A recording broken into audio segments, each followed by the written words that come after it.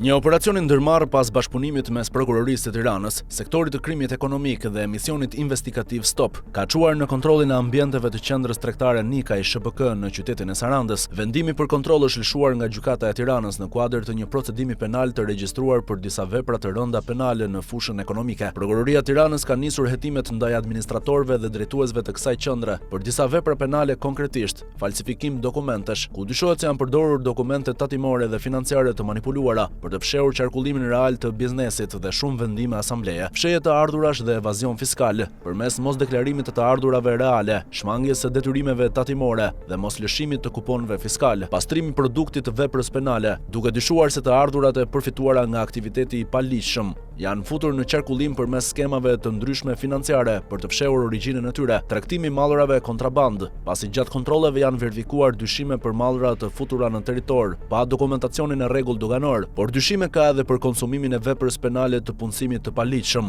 mospagimi i taksave dhe falimenti i provokuar. Sipas burimeve paraprake nga grupi hetimor, evazioni fiskal i dyshuar arrin në miliarda lek, çka e bën këtë një nga rastet më të rënda të hetuara në jug të vendit. Aktualisht policia e shtetit ka shoqëruar administratorët e kompanisë për veprime të mëtejshme procedurale, ndërsa nuk përjashtohen arrestime në vijim në varësi të provave të mbledhura. Në fokus të hetimit janë edhe zyrtarët e administratës tatimore në Sarandë. Nën hetim ndodhen edhe drejtori i tatimeve në këtë qytet, si dhe disa inspektor përkatës, të dyshuar për shpërdorim detyre, moskryerje të kontrolleve ligjore apo tolerim të shkeljeve, që mund të kenë mundësuar vazhdimin e aktivitetit të paligjshëm për një periudhë të gjatë. Grupi hetimor po sekuestron dokumentacion financiar, servera dhe pajisje elektronike, ndërsa kontrollet vijojnë si në ambientet e biznesit, ashtu edhe në magazinat të tjera të lidhura me aktivitetin tregtar. Në kuadër të hetimeve i dyshuar është edhe një oficer i policisë gjyqësore në Sarandë, pranë krimit ekonomik. Subjekti në fjalë dyshohet se informoi rregullisht dhe mbështetej nga oficeri i policisë Klement Bello. Ky pretendim është përfshirë në dosjen hetimore dhe pritet të verifikohet nga organet kompetente në vijim të procedurës.